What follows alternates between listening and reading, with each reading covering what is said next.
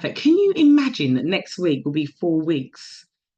It'll be 4 weeks. I can't actually believe that. Right, I'm going to jump in. I'm going to jump straight into it today, and we're going to be looking at target audiences. So, what I would say, there's a lot of things that hopefully I'm going to challenge you on today. So, please do make sure that you have got a notepad or your phone, whatever it is that you do, to make sure you take notes. Because actually, when it comes to target audience, if you want me to be honest with you, it just sits at the pinnacle of absolutely everything. It really does. I can't stress it enough. Right, I'm going to share my decks. Right, Princess, I'm going to figure out how to also make you host. So if anybody comes into the room, you can admit them in there. Right, so I'm going to make you co-host. Right, Princess, you're now co-host. If someone's coming in, you're going to see it says admit. And then if you let them in, because sometimes I do find that distracts me. Hey, Miriam. Hey, Tulu.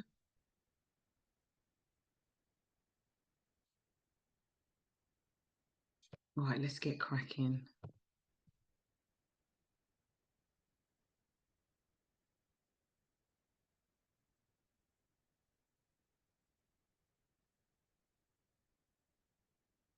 Right, you should be able to see my screen, I hope. Let me just go into share mode.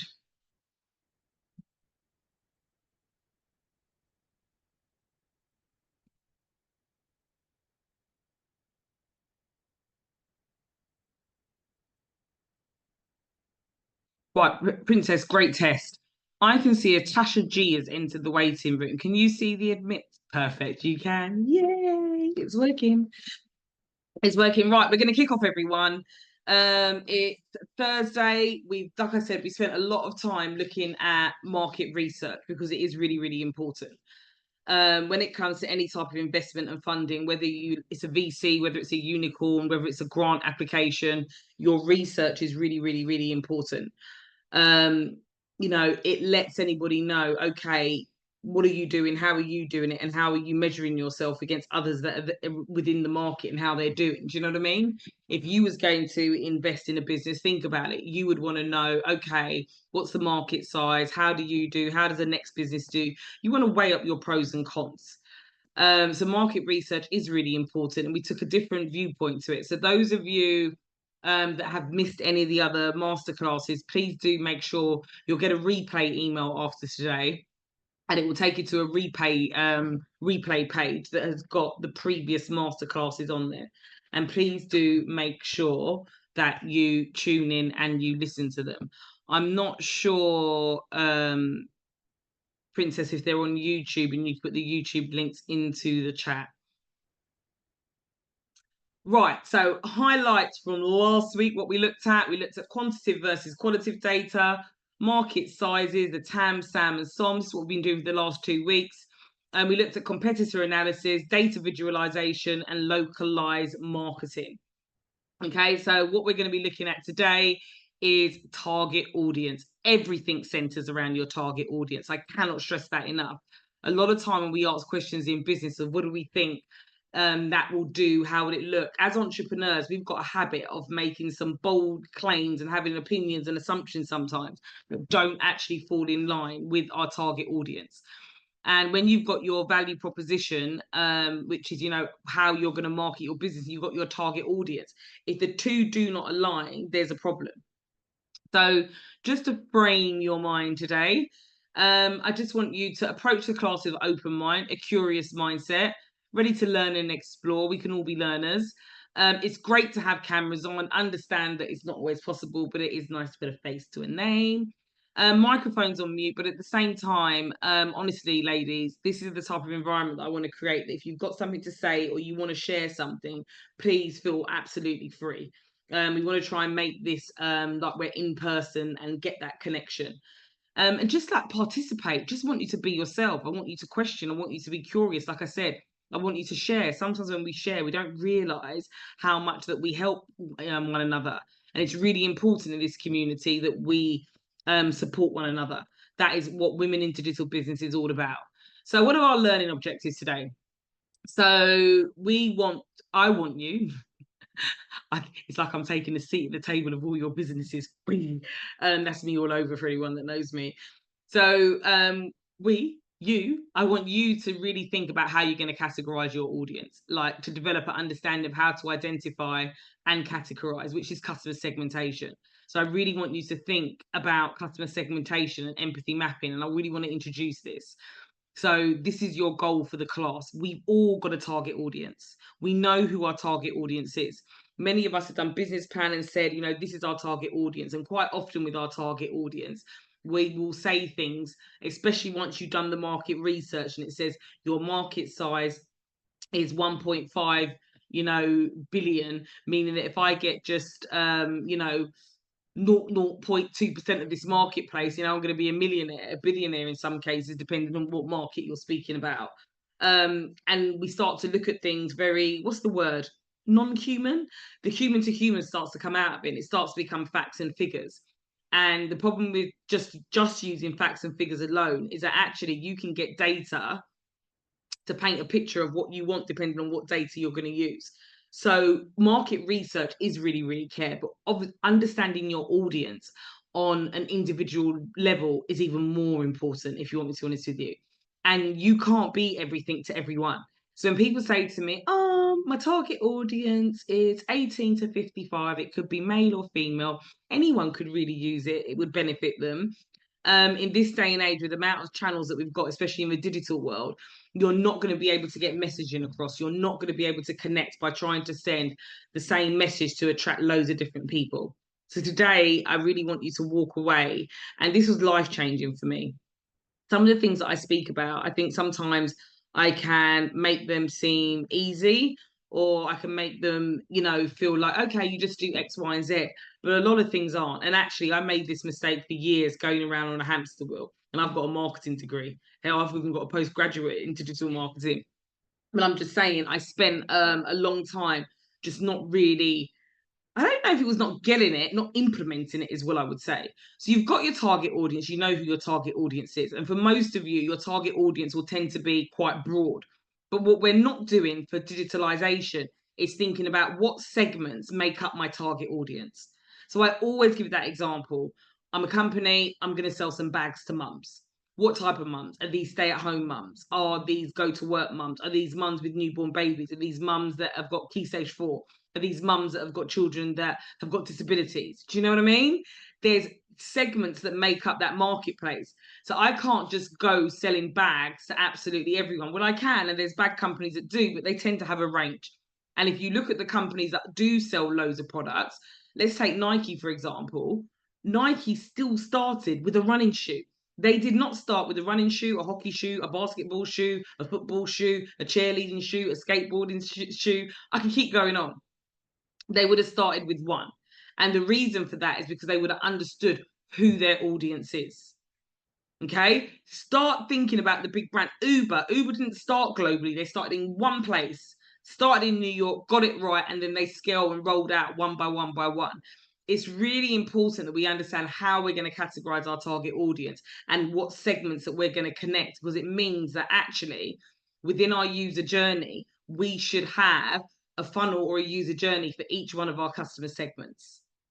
If you've got customer segments, if you're applying for grants, actually they want to know not just your target audience, but what is your who is your target audience made up of? Because generally when people give grants out and that money doesn't have to be paid back, it should help a specific group of people.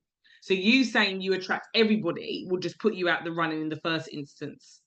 Even if you was going to a VC or a unicorn, or you was doing seed funding, if the person that wants to invest in you isn't clear on what problem that you solve for who, you're just not going to get it. So our goal for this class is I really want you to walk away at the end of this class categorizing your audience. Some people categorize it by different types of segments. Some people can categorize it by location. Some people can categorize it by age. It all depends on your business model. But I just want to make sure that you walk away from today's session being really, really clear on who your target audience is and what customer segments make up that target audience. Okay? Ooh, there we go. So identifying your target audience, why is it so important that I want you to break it down into little segments of customers? So on your screen, you can see you've got 4 bottled water brands selling the exact same product, but with complete different brand identities. So how would you describe each of their target audiences? Who are each of these brands trying to appeal to?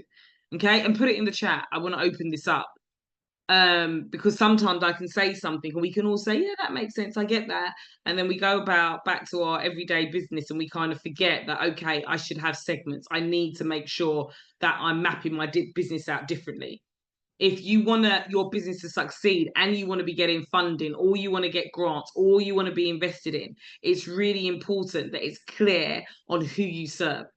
Because for you to scale your business and for any investor or any grant to see if your business is scalable, it needs to understand who your audience is.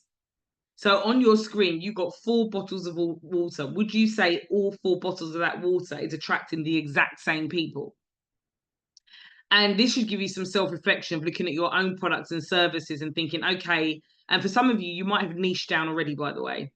You might be quite niche already and you're thinking, yeah, but I'm not trying to attract everyone. My audience is still very specific. But is it though? And that's what I want to challenge you for today. Is it Pacific?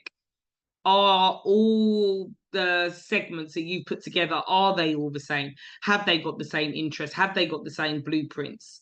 Do they strive for the same thing? And if they don't, would I market to all of them exactly the same? These are the things, especially VCs and capital ventures, are going to be looking for, by the way. These are the little telltale signs.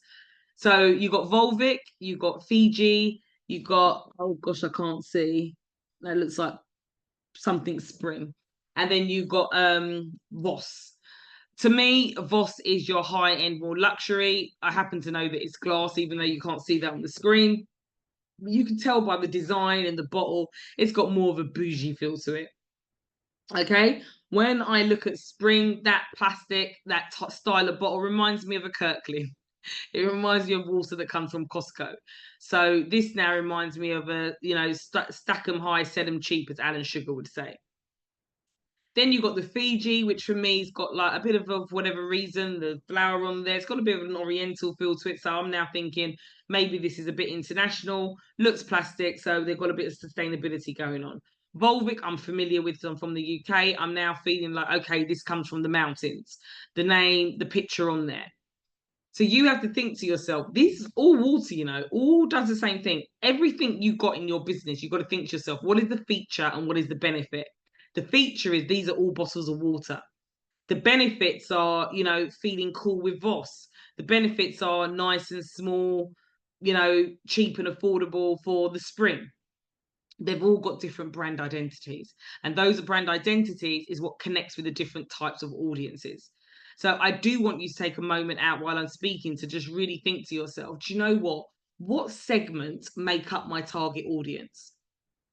Because it's not just quite as simple as saying it's this big pool of people. Even if you're in a niche market, okay, your niche market that we come up with first of all isn't going to be, it has to be very niche, and then fine. But I want you to think about who is my target audience and actually what segments make up that audience. And think about big brands. They would have started off in one place. Think about even what you're looking at the screen right now. You've got 4 bottles of water. They've got completely different brand identities and brand fields because they're all targeted towards different types of people. Okay? So it's really important that you identify who your audience is. I don't know how many of you watch Dragon's Den or you watch Shark Tank. I absolutely love these shows. And these are people that are willing to invest in businesses. And one of the things they want to know is, well, who's going to buy your product? Who would want it? Do they want it for long term? That's why next week we're going to start looking at business models as well. Because what's important with grant funding, VCs, seed round funding, what's the longevity? Is your business scalable? Always hearing that. Apprentice, Shark Tank, Dragon's Den, is it scalable? Because it's not quite scalable. I don't know whether it's for me to invest. To understand whether something is scalable, you need to understand who your audience is and the segments. You need to understand their life cycles. So to market a product or service properly, the first thing we must do is really be clear on who is our ideal customer. So getting into the minds of the customer and imagining them as a full person, you can understand the characteristics of that person so you can identify and present them with a message. that moves them to action. So this process is the building of customer avatars. Okay. We do a lot around customer avatars. We do a lot around content creation. We're living in a world now that to be visible, you're going to have to create content. You're going to have to create really good quality content as well. So it's become a really important part of selling online. You know, people often say to me, oh, I don't really like doing video. I don't really like doing this. How do I put myself out? How do I put my business out there without really putting myself out there? I don't know. I haven't got an answer for that because you can't. You're going to have to. And the way that how this world is going into video marketing, it's kind of leaving some people behind. It's really important that we're learning how to create content and how to connect with our audience. But to do that, you've got to be clear on who your audience is, because there's many people out there, again, guilty of it myself at one period. You could be creating a lot of content, but it's not going out to the right people. Or if it's not going out to the right people, guess what? You're not going to get any sales. So it's really important that number one task is, who is your target audience? And I want you to take some time out to actually write this down or type this out. Who is your target audience? What segments make up your target audience? Once you've established, hi, Diane. Hi, question. Well, for those who don't know, I'm a marketeer too, so I understand this piece. But it's still difficult even when you know that piece very well. So my target audience is Black women and women of Black heritage, 50 plus. So it's quite niche, and I know exactly what their pain points are. But it's interesting because my core advertising or everything will be aimed at those people. And it makes it, if I am doing videos, it makes it easier because I'm that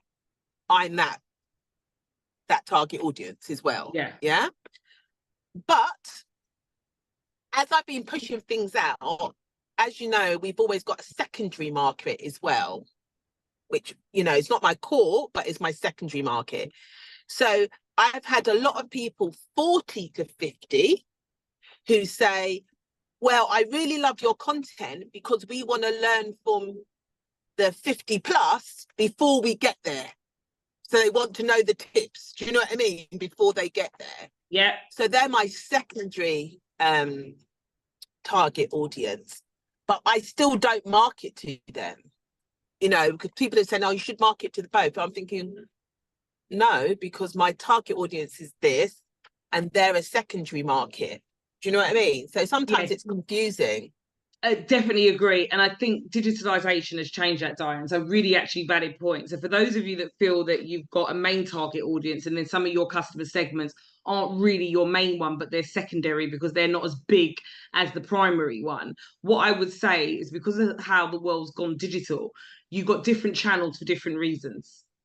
So what digital marketing is excellent for is by saying, okay, my main channel for hitting my main target audience, which are the women that are like me and gravitate towards me, for example, might be Instagram, just saying. Might be, might not be, but let's just say your primary audience is Instagram. You would then be pushing out content specifically for that customer segment. But maybe your secondary, whether it's another customer segment, it could be that they're hanging out on YouTube and like YouTube Shorts. There's going to be something that differentiates your segments and differentiates your audience. So where digital marketing now can really work for you, where you're right, Diane, doing this before digitalization it's expensive. You know, that's why you would hit everyone and just hope that, okay, I'll find my target audience this way. The digital world has now meant that actually you can be laser focused in finding your audience. Some people might be, you know, having discussions and changing the world and on Reddit. Other people are on Instagram. Some people are on LinkedIn. Some are on TikTok. Some are on YouTube. I'm not suggesting, by the way, that you go on all these channels, everyone, by the way, because the more channels you go on is more work and more money. But in terms of like looking at it as a primary and secondary audience, that's the beauty of the digital world. You can market to the two, but you wouldn't market to them on the same channel, if that makes any sense. Also, another thing that you'll find, let's say they were on the same channel for argument's sake, because that can happen. There's no that's the thing about this field. There's no right or wrong answer. Every strategy is going to be dependent on the business, the audience, and so many different variables. So let's just say, for instance, both your primary and your secondary audience were both on the same platform. And let's say it was Instagram. So you feel like actually they're not on any other channel. I truly believe both of them are here. What I would say is that our attention spans when it comes to this little device, oh, you can't see us, so I've got background on. Our attention span when it comes to smartphones and especially on social media marketing is really short. What I mean by that is if something's not of interest to you, you won't stop.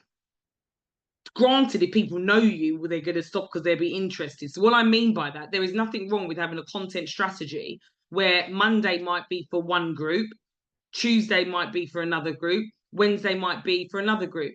Because not many people, unless they're someone that knows you and is giving you feedback, anybody that doesn't know you and your product or service for them isn't really going to stop to say, that post isn't really for me. I don't know if I'm making sense. They wouldn't, because I don't. If I'm not interested in something, I keep scrolling. That scroll feed. And you know, I read we scroll on average for 2.8 miles a day. I know I don't, but apparently this is the average figure. So I'm just saying that even if your audiences were, this is why content strategy is so important, because there's not, that's what, if you look at the big companies, that's what they do. The different themes they have every day when they're posting is going out to their different customer avatars. And what I want to come from this session is for you guys to go away and start to build out your customer avatars yourself. No one's ever going to do it as well as the business owner. So I don't know if that gives a different light on it, Diane, in that sense, because I do find sometimes for me, obviously we know each other, sometimes I get feedback from people that know me, and I do have to take it with a pinch of salt, because when I'm consulting and I'm in corporate world who's got far larger followings than me, actually they target loads of different audiences. I implement strategies like that all the time, but they don't target everyone with one piece of content. They'll target the different customer segments, but they don't take, if someone's not interested in that particular post or what marketing you'll put out, they just won't read it. They won't gravitate towards it. But sometimes people that know us, that give us feedback to our business, think to themselves, yeah, well, maybe you should do this because this doesn't really fit in with who they see your target audience should be. And that's where the market research comes in. If you want me to be honest with you, lady, another thing that VCs, funders will look for as well is how well you know your data. If you're tracking everything you do, the answer should be coming from the data analysis. Digital marketing can be a dangerous place to make assumptions, and I stayed here for years, you know, making assumptions of why I didn't think something was worth it. It's because of X, Y, and Z. This time I've got no proof. The minute I started tracking everything I do in Google Analytics and analytical software, I can now see where the dropout points are. And those dropout points will give me an indication, and they'll paint quite a realistic picture of maybe what is the reason why people aren't dropping out. So I think this is where the research comes back into it. So generally, different segments are hanging out in different places. And if they are on the same channel, you can put a content strategy together to make sure that you can target those different segments. The people that will sometimes make those comments of, well, that wasn't for me, the person that it was for would never notice that it wasn't for them, because it wasn't for them. They would have scrolled past it. So just take that into consideration. I have to say, messaging was probably my downfall for a while. And messaging falls into line with knowing who your audience is, if you want me to be honest with you. Because sometimes we're trying to cram in so many different messages from all the different segments into every single marketing material that we can lose the connection. We can lose that human to human. So you want to identify, customer avatars are just a brilliant way to identify who your audience is, because you start to psychologically see them for who they are. So when it comes to identifying your target audience, you know, you got the geographical, you know, what country, what city, what density, what language, what climate, what area, what population, what IP address. Data is always going to paint somewhat of a picture for you, and then you can make assumptions based on data rather than just like what we think and feel. And trust me when I tell you, I was having this conversation with someone the other day, it's really hard not to make assumptions. Oh my days, it's so hard. It's not an easy thing to do, by the way. It really isn't. And especially when you are this is my problem. Same with Diane's. I am the target audience of my community. So I often think, well, if I think like that, so does everybody else. But that's not the case. And it's taken me a long while to really just stop and say, okay, if I think that, where's the proof? I need to back it up. So you've got your geographic, you've also got your demographic, age, gender, income, education, social status, family, life stage. Okay, really important when it comes to demographics to understand your customer's life cycle as well.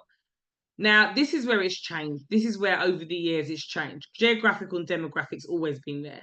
But now, a lot of the big boys, not a lot, all of them are looking at the psychometrics. So what's your target audience's lifestyle? What's their interests? What's their opinions? What's their concerns? What's their personalities? What's their values? What's their attitudes? Okay. And then you've got the prototype, like benefits, sort, usage habits, intent, occasion, life cycle. And the reason why I've put it as prototype, if you said to me, what's the one thing I could go back and tell myself from a strategy and technical point of view to my younger self, it would have been create a prototype, test, find out what's wrong, what's right, and then launch. You see, I've always launched my businesses and never done the prototype stage. And that's the design thinking. Okay. And design thinking is what we looked at in the very, very first week. You know, you're better off going to market with a prototype and really understanding who your audience is and getting as much information as you possibly can about how you was taken, what worked, what didn't work, and then refining your marketing, refining your value proposition, refining who your target audience is. And that's where, you know, you launch again. And even then it's a soft launch just to make sure you're on the right stage, you're on the right line. And in all this time, you should be tracking the data. So you see, ladies, the people that want VCs, unicorns, that want to give you funding, this is in their mind how they see it because they're top level. Yet they want to believe in you as an entrepreneur. They want to see that you've got that get up and go, that grit, that tenacity. But essentially, they also want to know that, do you understand who your audience is? How do you know that? So there's many businesses that have got fantastic ideas. It's a bit like the music business nowadays. You know, you're going to have to prove that you can sing and you've got a following because of social media. So the internet's opened things up, but it's really important in terms of identifying who your audience is. You really take a deep dive into the psychometrics. And I want you to go away and really think about this, because when you start to think and understand who your audience is, guess what? You start to think about your product, your service that you offer, and you think to yourself, okay, is it for them? And I really want you to frame your minds into the what problem do I solve? What problem has my audience got that keeps them up at night? That is an issue to them. And you need to be able to tap into that. You can only tap into that if you actually really take the time out to understand who they are, especially the psychometrics. So worked example for today's session, I'm just going to use a fictional case study of Innocent Drinks because I actually love how they do their target audience. And this is them launching a new product. So Innocent Drinks, who are they? Innocent Drinks is a company that makes smoothies, as you probably all know, and juice sold in supermarket, coffee shops, and various other outlets. The company is currently selling a range of 6 recipes, occasionally complemented by special editions. The company is also known for their strong focus on making their products 100% sustainable, especially in terms of fair trade initiatives and being environmentally friendly. Nowadays, it's not just about what product you're creating. It's also about how ethical you are. What do you stand for? You know, I came from a conference today all about Gen Z. I did have a bit of a headache after it, to be fair. But it was all about Gen Z. And one of the things about Gen Z is that they care a lot more about who you are, what do you stand for, what do you represent, probably more so than maybe other generations. So Innocent understand who they are. They understand who they're trying to appeal. But next, let's look at the how. How does Innocent do that? Well, it does it by this. Its target audience are made into 4 different groups, also known as customer avatars. Okay, and this is the difference. So you've got working adults. These are people that are wanting to keep fit and healthy. So, you know, want to make sure that they're eating right, drinking right. So when you're in the shop or when you're out, Innocent seems like a lot better choice than a Coke or something else. So working adults that want to keep fit and healthy. You've got millennials, you know, younger generation on the go. You can tell that Innocent's probably owned by someone older for the fact that they use the terminology millennials for one of their customer avatars. So you've got millennials, those people who are young, busy, and they're on the go. Then you got parents wanting their children to eat healthy. So, you know, parents that don't want to be giving them, parents that don't want to, oh, thank you. Parents that don't want to be, you know, giving their children loads of fizzy drinks or anything from a box, even though innocent is from a box. Sorry, the irony of it kills me. So parents wanting their children to eat healthy, and then you've got the empty nesters, parents whose children have moved out. So understanding your target audience is crucial for crafting effective communication and messaging. So whether it's for marketing, writing, or any form of outreach, target audience consists of a specific group of people you aim to reach with your message, product, or service. And can you see when you start to put it into a psychological format, the same post, the same ad, the same article that went out for working adults wouldn't be the same one that goes out for millennials, parents, and empty nesters. And when the working adults marketing goes out, do the millennials turn around and say that's not for me? Probably not. They keep scrolling. You know, even for search marketing, any of you that use search marketing, you're putting search marketing is based on people putting keywords in, and from those keywords pulls out a set of results. So the keywords are only ever going to be personal and specific to you. And what Google or any other search engine spits back out at you from the search engine results is only going to be specific around your keywords. Nothing else is going to come up. So even when we look at search marketing outside digital advertising and social media, it's still very much geared towards, do you know what I mean? Understanding who your segments are. And these are the things that VCs, anybody that's an investor is going to be looking for. And even grant and funding money, grant money that you don't have to give back. They want to know that your target audience really fits in with what they're trying to do and their aims and objectives. So hopefully this puts this exercise into a little bit more perspective for you, in a sense of really being able to go away and create your customer avatars. You know, any investor is going to expect to see a customer journey based on each one of those customer avatars, because these people understand that you can't send the same message out to everyone. So what they want to see within your marketing is like, okay, so we've seen it on Dragon's Den. So Sally, how are you going to reach all these people? Well, we've been doing some social media. Then you'll generally see, you know, Stephen Bartlett's face might light up. And then he'll say, so, you know, what social media have you done? Well, we've done a little bit of TikTok ads. Oh, what was the following that you've got? So now they're actually asking you questions, understanding this very topic that we're speaking about, but they want to know, okay, where are you going? Why are you going to these platforms? What type of response are you getting? And depending on your answer, they're forming a picture of you and your business. So one of the key things to understand, and not only that, for scalability and growth, understanding who your target audience is pretty much, I think, what pushes you through the first stage of being a startup and actually becoming a profitable business, is creating a model, creating a business, creating a marketing plan that is solely and wholly focused around the people that are buying from you and being able to understand them. So in most big digital marketing departments nowadays, what you'll find is that each one of your customer personas will have its own user journey, also known as a sales funnel.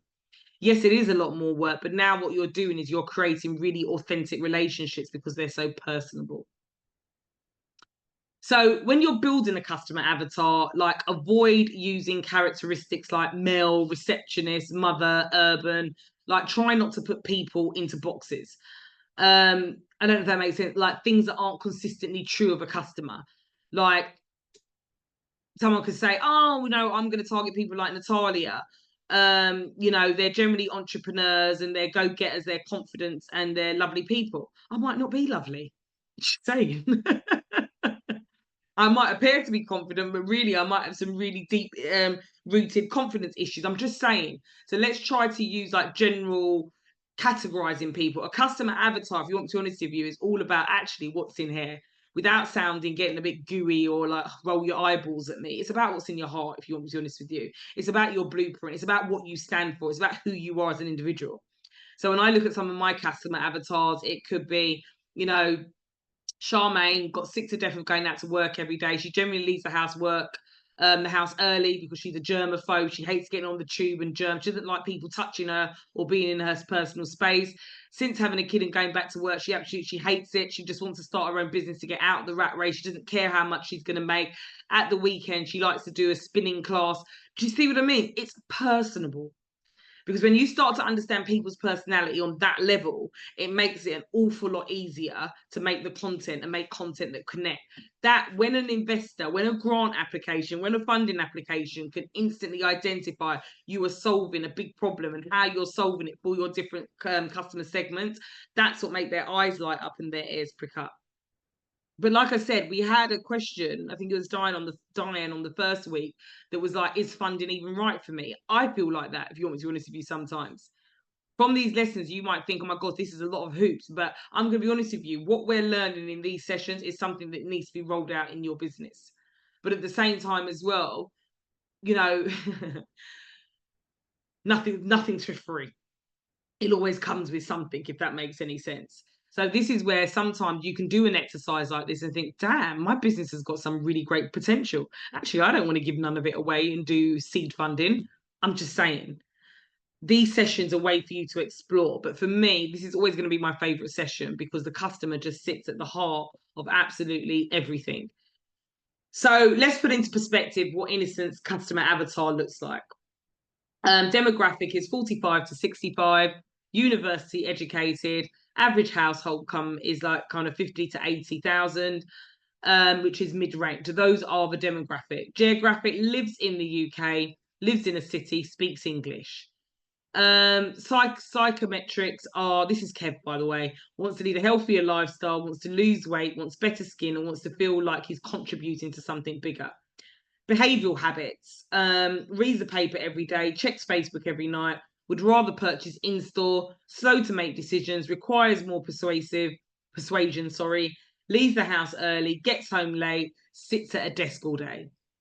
You've kind of got a picture now of who you're marketing.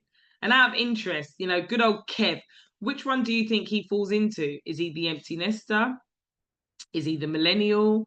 Is he the parent?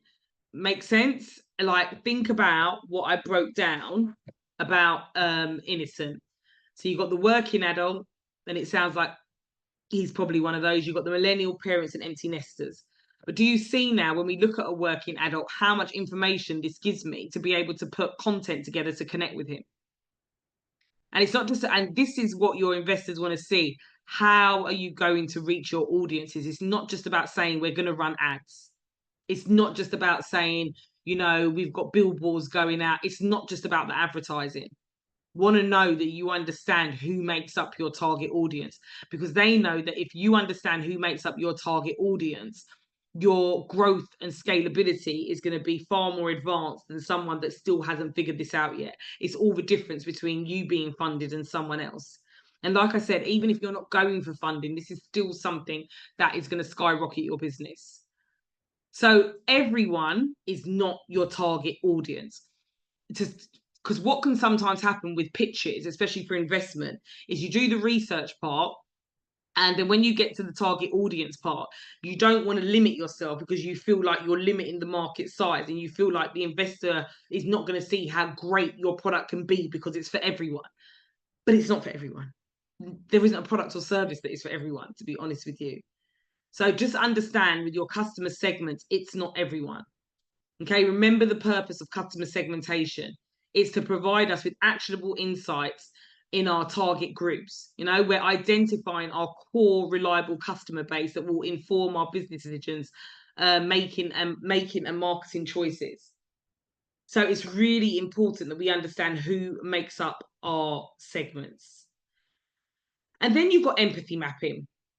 Empathy mapping is really, really key, if you want me to be honest with you, because empathy mapping is you having the ability to put yourself in the shoes of your customer. If you can successfully empathy map, the success you get from it is just so great. And I think that was my first breaking point in terms of really turning my business around and making profit. I'm naturally quite empathy person, but I was so busy just thinking about what I like is what everybody else likes, because I was a target audience. I wasn't really putting my feet into the shoes of the different customer segments that was in my audience. So it's really important that you take the time out to think, okay, within these segments, what do they think? What do they feel? Go back to that demographics, that psychometrics, go back to what we just covered. But now you really want to do it through the lens of your customer segments. So an empathy map is a collaborative tool that teams generally use to gain a deeper insight into their customers. An empathy map can represent a group of users such as a customer segment. And empathy mapping is very much used in design thinking to gain a deeper understanding of users or customers. Big corporations, before they launch a prototype, not even the product, they do a process called design thinking. Please do watch the first recording. And design thinking is all about really getting into the mode of understanding the problem. So design thinking forces you to come up with a problem statement for your business. So what problem are you solving in your audience's life? Like, what does that problem statement look like? Okay, the minute you can put together a problem statement means you can now have empathy for that problem, and the solutions is usually what you're going to be going to market to launch with. But big organizations, your Samsungs, your Apples, your Airbnbs, they will really get to grips and understand, okay, who are my customer segments? And actually, what is it about them? Like, what is it they want? What problem have they got? Like, how could I make their lives better with the problem that they've got? How can I serve them? How can I really understand what it feels like to have the problem? Because the more you think about the problem before getting onto the solutions, it makes it easier to come up with the solutions. But to come up with the solutions, you can't just jump into it straight away. It's about taking that time out to really think, okay, what's the problem here? Because when you are marketing, what you're marketing is having a clear understanding of what the problem is so your audience can feel your empathy. People by people. By people feeling your empathy, that's what's going to get you noticed. Okay? Once people know that you feel their empathy, they'll look to you as an authority for a solution. You now start to sell without even trying. And if you're authentic, even better. Even better. That's really interesting, because what I'm learning as I'm still, even though I've launched, I'm still in that getting to know my audience. You know, like as well, there's profitability and all these things that we've got to be thinking about. But what I've doing empathy mapping for me, when I organize retreats or whatever it is, my target audience like really small groups. So, you know, they like really small groups. So you might think, oh yeah, I'll invite 30 people, I can make this money, this, that. My ones absolutely hate large groups. Okay. Because they feel vulnerable, because they want to feel that they're in a safe space. So what I've learned about my audience is whatever I'm putting on, it has to be quite intimate. Which is, to be honest with you, is a great business model, which is what we're going to look at next week. Yeah, so you have to be quite intimate, and and that's when, you know, you then look at the price points, stuff like that. So that's one thing that's come out with my empathy, is that a lot of people feel quite vulnerable because they're older, they have lots of things that, you know, that they want to get off their chest, and all various different conversations. But yeah, it's much smaller groups. So yeah, and I think in my experience with that type of audience, that's where cohorts can really work, because this community is kind of the same.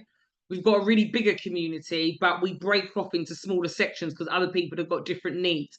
So now that's where you can take the customer empathy mapping and think, okay, how do I now translate this into a business model that is going to work for me and I'm going to be profitable? So I get exactly what you're saying, actually. And that could be, okay, what we can do is maybe create brand ambassadors, for example. I'm putting this out the sky, by the way, but it's just an example. Maybe we'll create brand ambassadors. Those brand ambassadors would manage smaller groups, which might put the person that might lead a community or a retreat more at the top of the ladder, because now you can remove yourself and become a little bit more exclusive. So that might be a way of that way you bring more smaller groups in, because you've got almost like team leaders to head them up. So then you still get to the same numbers that you need, maybe, to get to where it is that your business needs to be profitability wise. Maybe you might look at something like a subscription model. People want a safe place. Depending on what audience you're going for, it might be, do you know what, they're quite happy to pay a premium, but that premium might come with them not just wanting a small group. There might be other add-ons that you can do that don't cost you as much, but then now you can put the premium on, and then that's a way now for you to say, okay, I can get to the profit points that I want to make. So it's really funny that you brought this up, Diane. This is one of my so many mistakes, but you learn from mistakes over the years. So I would always want to give value. I want to help. I want to be authentic. I want to show women all the things that I've learned, because I just think some of the things where I've gone wrong are just unfair. I feel very hard done by sometimes. So for me, I want to celebrate our culture. I want to celebrate Black women, and I want them to do better. But in the past, that's always been a problem for me, because for me to do that means that I want to be really affordable for the women that I know that have got the grit and the tenacity and can't generally afford it.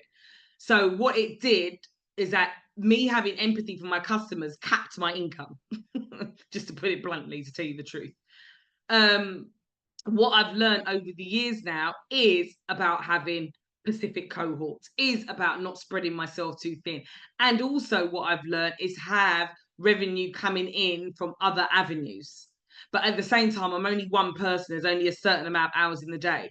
So depending on how you want where you want your business to go, depending on how you want to grow it and what you want to make, it's about just moving the parts around. But the best place to start moving the parts around, because trust me, an investor is thinking pretty much the same thing that Diane just said. They're thinking, oh, this is a really good idea, but it looks like your audience like small and intimate groups. If you can't get large groups, how are you going to scale and become more profitable? That's why it's so important to start off with the research and the target audience, because your business model should be built around what your target audience want. And it's then for you to create a service or a product that solves the problem. So their problem is that they want intimacy. What do they want for that intimacy? What do they want for that small amount? And that's where it might become a really luxury product. Maybe you'll keep it affordable, but you'll say, actually, if we just combine by what some of the funders want, we can get funding in for it, and then we'll reach our target that way. It depends on what your target and vision is. But for me, that's why it is so important for the empathy mapping and understanding who your customers are, because next, which is what we're going to look at next week, you want to be thinking, how do I now create a profitable business model that's scalable now that I understand about the marketplace, I've researched it, I understand what's been working and how people have done really well. I now understand exactly who my customer is from a really deep psychological level. How do I now create a business model that wraps around that? And it just goes hand in hand. So for empathy mapping, hopefully I answered your question, Diane. For empathy mapping, I just want you to think. I want you to delve into the user's internal thoughts, beliefs, and concern. Okay, it represents the unspoken and underlying thoughts and considerations that may not be verbalized, but are really inferred based on the user's behavior and communication. It's about understanding their motivations, their worries, their aspirations, their fears. You know, you want to feel, you want to capture the user's emotions and feelings related to their experience. You know, emotion plays a significant role in shaping a user's behavior. When you look at advertising, advertisers and marketeers generally prey on people's emotions, whether that is greed, fear, love, the want of money. There's something that it preys on to really get our attention. So understanding how your user feels is really going to help design teams develop products and services that resonate with their emotional needs. And that's what the bigger boys do. They want to know what their audience thinks, feels, says, and does, so they can build a product and a solution wrapped around that. So now the end user does not feel sold to, and they feel like, you know, it's really authentic. So it's and don't forget, guys, if you want a copy of the decks, please do make sure that you go into our community. If you haven't got a login with a username and password, you can just go to the login page and create one, or you can enter in through open access. Princess will put the link in the chat, which is our complete free community. If you do have a login, simply log in, and tomorrow you'll be able to get a copy of the decks within inside our community, and the recordings will also be sent to you as well. Okay, so empathy mapping is all about what do they think, feel, say, do, see, and hear. And literally, if they're in concrete jungle, you want to know, what do they see and hear? What are the pains and gains? Now, what are the persistent problems that keep coming up? You know, what are the unmet needs that they're waiting to be satisfied? These might be persistent problems that, you know, keep coming up and people are bored of it. They need a solution for it. And really, that's where you come in. So I want you to go away from this week till next week, and really think about empathy mapping and customer avatars. If you've all got Canva accounts, there's loads of great templates in there that you can actually put together your own. And if you want to share them at the beginning of the next session, I encourage you to do so. So I want you to think about pain points, why they matter. So addressing the pain point leads to higher customer satisfaction. It helps to improve product or service quantity and performance. And just resolving pain points can drive customer loyalty and retention. So common pain points are things like long wait times, poor customer services, high prices, complicated user interfaces, lack of product features. Diane gave an example in her own business, not having intimacy, wanting smaller groups. It can look like so many different things. And then just remember that before and after grid. I talk about this quite a lot for any of you that have spent time with me before. The before and after grid is just a visual framework that's used to analyze and understand the changes, impacts, or consequences of a specific event. So I always give an example, by the way, of an ad that I used to see. This ad was a woman in the bath. She's got the bubbles up to her neck. She's got a glass of red wine. So I'm resignating already, by the way, because that's me all over. And she's literally just trying to relax, and she can hear her 3 children. The camera shot goes to them running around in like Indian outfits. Screaming all over the place. I have 3 children, they're noisy. I'm really resonating with this ad. Then you see her within her robe. She's clearly gotten out the bath. She's got a pile of posts, but there's like a box. She opens it, and it's a playbook of all her Instagram pictures for the month printed. I know that because it said it on the screen. See, this advert was selling a playbook that you get printed every month to the subscription service. But what they were presenting to me was before and after. Before I came into contact with them, I'm stressed. I'm thinking nobody helps me. Where's my husband? These kids are ungrateful. I've got 1,001 things to do. I then look at this book, and all of a sudden I feel like, oh, aren't they adorable? My children, my family. I'm so grateful to have people that love me. Now all of a sudden I'm full of gratitude. Before and after. So how does the customer interacting with your business affect their attitudes and values, legal and ethical implications, their cultural and artistic expressions, their psychological and emotional effects, their long-term consequences of change? Okay, these are all the things that you want to think about. When you understand who your customer is, it means that you can go through and take them through a journey and present that before and after picture. Okay, so key principles as we wrap up now. Identifying and understanding your target market is essential for success. By understanding your customer, you can be more specific in your validation research and more strategic in your business design and decision making. So I want you to go away this week, ladies, and really put together your customer segmentation based on geographic, demographical, psychometric, and behavioral, your empathy mapping. How does your prospect, each one of your customer segments, again, we're not going to clump everyone together. How do they think and feel? What do they say and do? What do they hear? What are their pains? What are their gains? And just that before and after grid, just thinking about how can you change somebody's life. Really, really important. So lovely to hear questions, please. Discuss and learn. Also, I want to make sure these sessions we're about to open up, by the way, are paid membership.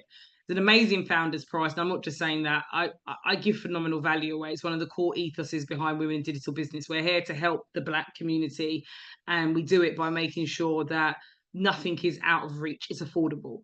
But outside of price, it's just an excellent membership and program. It's a 12-week program that's really going to get you to build out your sales funnel, build out your customer journey. So you've got that plan. And you've got a plan where you just know, I'm going to make it. I'm going to make this. This makes perfect sense to me. This is it. And you get that confidence, a bit like when you go for a job and you kind of just know that you've got it. So please do go on the wait list. And just to let you know, it doesn't just open up and we say, oh, buy from us. We don't do that here.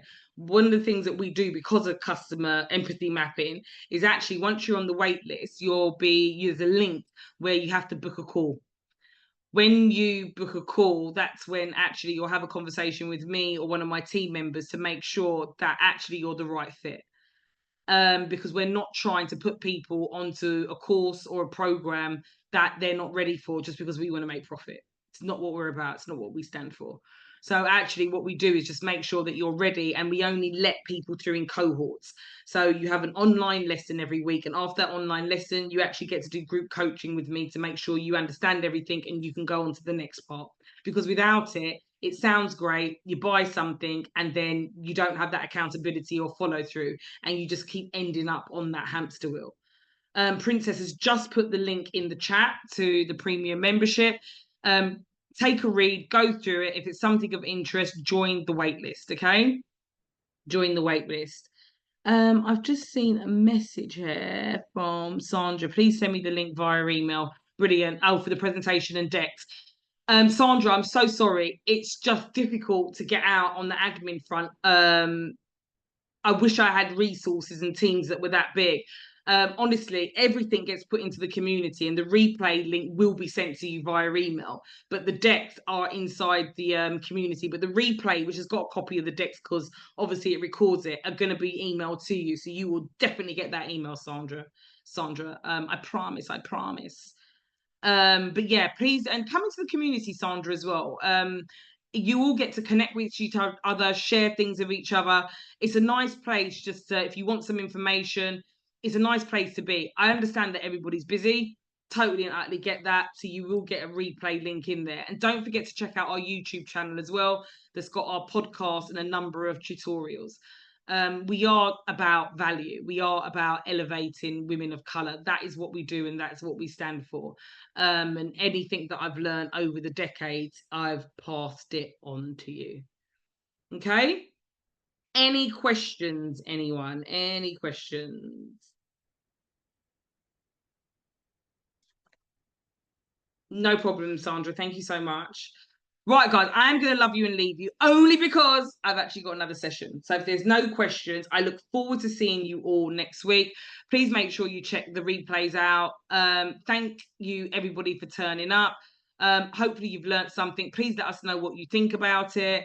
But these are all the things that your funders, your VCs, your investors, these are all the things that they're going to want to see, and they're going to want to hear, and they're going to see that you're doing your business.